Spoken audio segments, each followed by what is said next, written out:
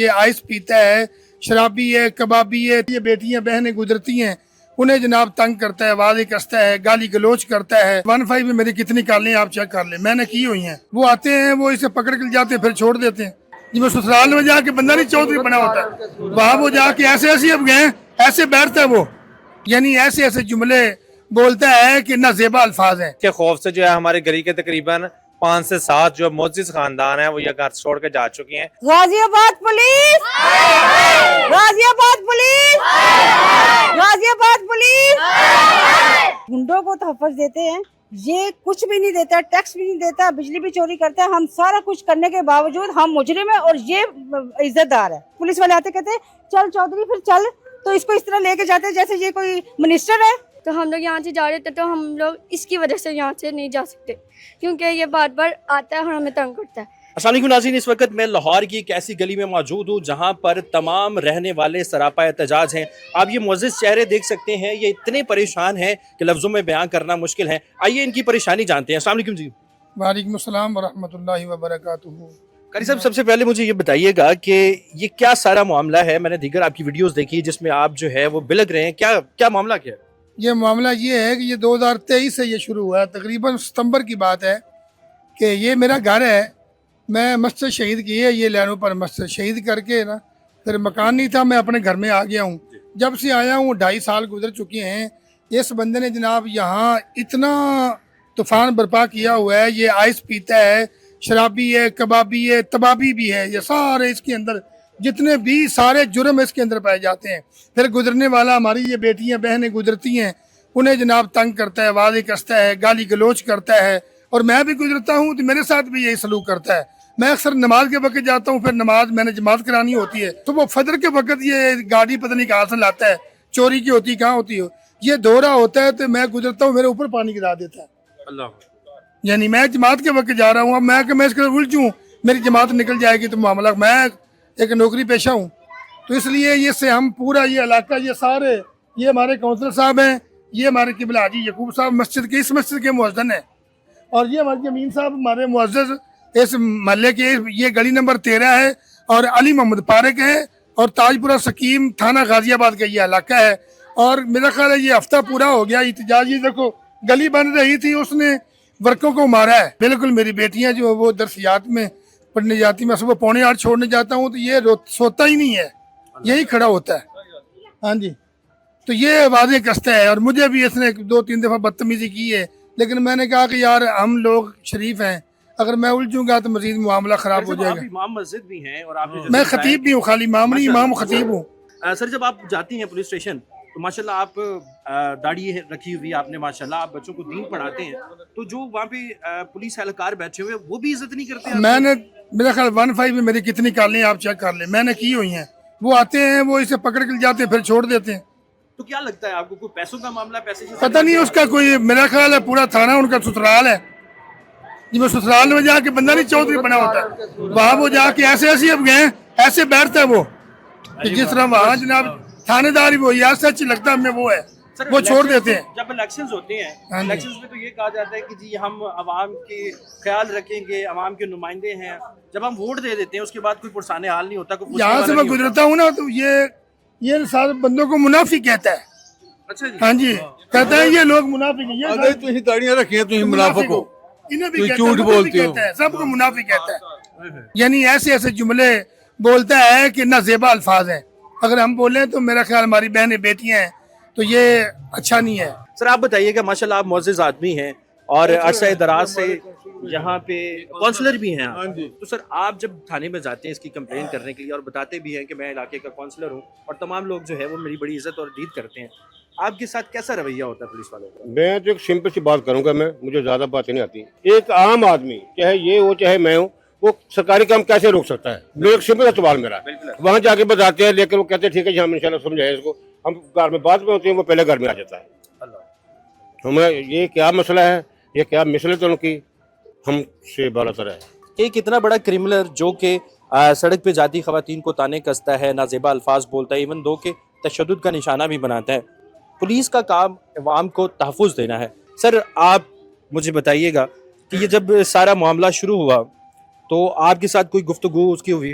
ये सबसे पहले तो मैं ये अर्ज करना चाहता हूँ कि ये जो बंदा है ना, मोहल्ले वालों को तो बाद की बात है, गवर्नमेंट ऑफ पाकिस्तान पंजाब को ये चैलेंज करता है और गवर्नमेंट ऑफ पाकिस्तान को भी बिजली का जो मीटर है उसने वो चोरी की है बिजली, और वापडा वालों ने इस ऊपर FIR कटवाई हुई है थाने में जाके गाजियाबाद में, और उसके बाद सुई गैस वालों ने भी FIR कटवाई हुई है, बादशाह वालों ने भी FIR कटवाई हुई है, और इसके ऊपर ये FIR कटे हुई हैं। तमाम महकमों के बंदे जो आते हैं, मीटर रीडर और नुमाइंदे, उनके साथ ये बदतमीजी करता है, उनको मारता है, धमकियां लगाता है, और इस सिलसिले में अब गली भी नहीं बनने दे रहा।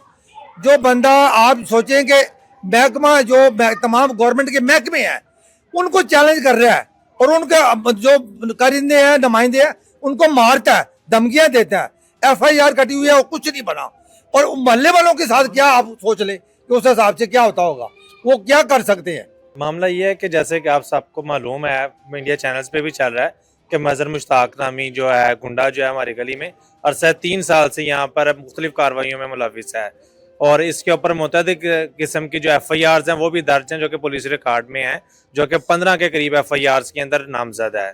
और इसके खौफ से जो है हमारी गली के तकरीबन 5 से 7 जो मोअज़्ज़िज़ ख़ानदान हैं वो ये घर छोड़ के जा चुके हैं कि वो शरीफ लोग थे, वो कह रहे थे कि हम इससे पंगा नहीं ले सकते हैं, कि ये इसके आगे पीछे कोई नहीं है, अकेला रहता है, माँ बाप को इसने मार भगा दिया हुआ है, तो हम अपने बच्चों की जो है सेफ्टी जो है वो किसके पास जाके तलाश करें, क्योंकि वो पुलिस के पास जा चुके थे। और जो 5 से 7 हमारे घर रह चुकी हैं वो भी हम मजबूरन यहाँ पे रह रहे हैं, और हम बार बार जाते हैं जो गाजियाबाद थाना है पुलिस के पास जाके कि हमें इंसाफ दिया जाए, लेकिन वो किसी किस्म का हमारे साथ ताउन नहीं करते हैं। बात बताना चाहती हूँ कि ये पुलिस वालों के लिए हमारे दिल में इतना गम और गुस्सा है कि हम इनके खिलाफ एक नारा लगाना चाहते हैं, Ghaziabad police, Ghaziabad police, Ghaziabad police. क्योंकि ये इस गुंडों को तहफ़्फ़ुज़ देते हैं, ये कुछ भी नहीं देता, टैक्स भी नहीं देता, बिजली भी चोरी करता है, हम सारा कुछ करने के बावजूद हम मुजरिम है और ये इज्जतदार है। इस वजह से हम ये जो जितने भी ये जो पंजाबी मुहावरा, जितना ऊंचा उन्ना लुच्चा, इसका हिसाब ये होगा, जितना ये लुच्चा है ये उतना ही इज्जत वाला है। हम सारे शरीफ लोग इधर सारे मेहनत मजदूरी करते हैं, हमारी कहीं भी कोई सुनवाई नहीं है, बस इसकी सुनवाई होती रहती है। यही जो भी आता है इसकी इज्जत करते हैं, इसको लेके जाते हैं, पुलिस वाले आते कहते हैं चल चौधरी फिर चल, तो इसको इस तरह लेके जाते हैं जैसे ये कोई मिनिस्टर है। इसके घर में ये कहते हैं मैं अंदर ठहरे जरा मैं कपड़े बदल के आऊं, पहले ये अंदर जाता है, कपड़े बदलता है, फिर वो पुलिस वाले बाहर इंतजार करते रहते हैं, चाहे उसको घंटा इंतजार करना पड़े, अंदर तक दाखिल नहीं हो सकते इसके अंदर। हमारा दिल गम से भर गया है, हम क्या करें, किसके पास जाएं। जी मैं ये मरियम नवाज मेरी बहन जैसी है, मेरी बेटियों जैसी है, मैं उनसे कहना चाहती हूँ, आप कहती हैं ये जो वुमन है ये मेरी रेड लाइन है, औरतें मेरी रेड लाइन है, हम इस मुल्क की वुमन नहीं है, हमारी तरफ क्यों नहीं तवज्जो की जा रही, हमारी क्यों नहीं रसाई हो रही, हमारी बात क्यों नहीं सुनी जा रही। 3 बेटे हैं, मुझे डर है कि ये आदमी मेरे बच्चों को नशे पे ना लगा ले। ये मेरी जेठानी है, उसकी 5 बेटी हैं, वो जब आती हैं ड्यूटी से, कुछ अकेडमी से आती हैं, तो वो पहले फ़ोन करती हैं कि हम ये गली में तो नहीं है, हम आ जाएं घर, तो फिर हम कहते हैं आ जाएं। मैं डरती नहीं हूँ उससे, मगर मैं डरती हूँ अपने बच्चों की वजह से कि मेरे बच्चों को ना कुछ हो जाए। सालू की बेटा, वालेकुम अस्सलाम। क्या नाम है? अबिहा नाम है मेरा।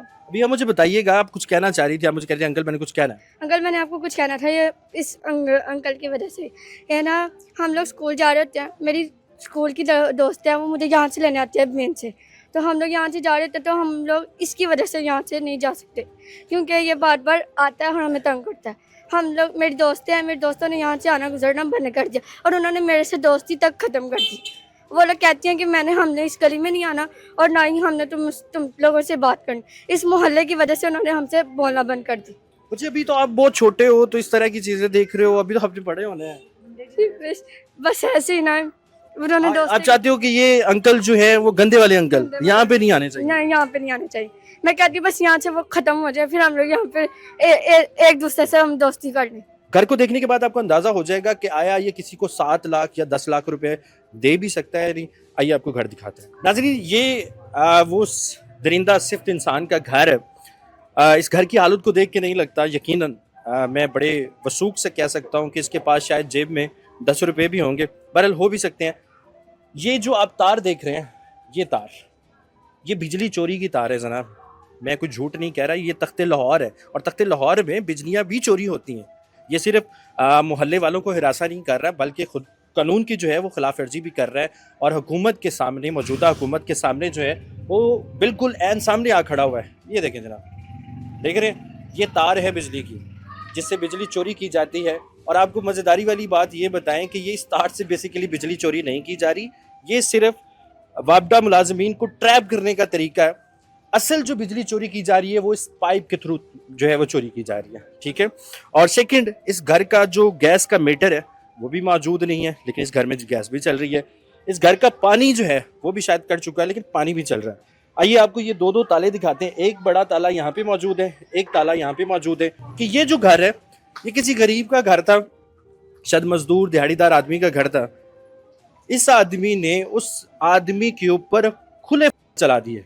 अब आपको लग रहा होगा कि मैं कोई कहानी सुना रहा हूँ, बिल्कुल कहानी नहीं। आइए आपको फाइल ये देखें, ये एक का निशान और ये दो निशान है। ये घर वाले अपना घर छोड़ के जा चुके हैं सिर्फ इस खौफ से कि शायद ये इंसान अपनी भाई और भाई भी को जिसने नहीं बख्शा वो हमें भी मार देगा। मोहल्लेदारों का ये कहना है कि इसने इस कदर जुल्म किया है कि अपने सगे भाई और अपनी सगी भाभी को 22 गोली, जो कि वो डर के सहम के घर के अंदर चले गए और अंदर से उसकी मिन्नत समाजत करते रहे कि खुदा के लिए हमें माफ़ कर दो, हम तुमसे माफ़ी मांगते हैं। फिर वो ये घर छोड़कर चले गए, यानी कि इस घर पे भी इस इंसान ने कब्जा कर रखा हुआ है। अब मैं एक सवाल पूछता हूँ इस वक्त हुकूमत बाला से और जितने भी कानून नाफिज करने वाले इदारे हैं, अब मुझे ये कहते हुए तो शर्म आ रही है कि कोई किसी लड़की पे अगर जुमला कसता है तो अगले ही घंटे में उसके नेफे में चल जाता है। अब यहाँ पे कोई नहीं चल रहा, अब यहाँ पे सीसीडी कोई कार्रवाई नहीं कर रही। सीसीडी वो इदारा है जिस इदारे के आने के बाद आवाम ने सुख की सांस ली और उन्हें लगा कि शायद अब हम महफूज हैं, लेकिन फिर सीसीडी सवालिया निशान बन चुकी है। और इस साहब को फिल वक्त तो ये कानून की हिरासत में है। ये साहब अगर वापस आएंगे तो मोहल्ले वालों का जीना फिर से मुहाल कर देंगे।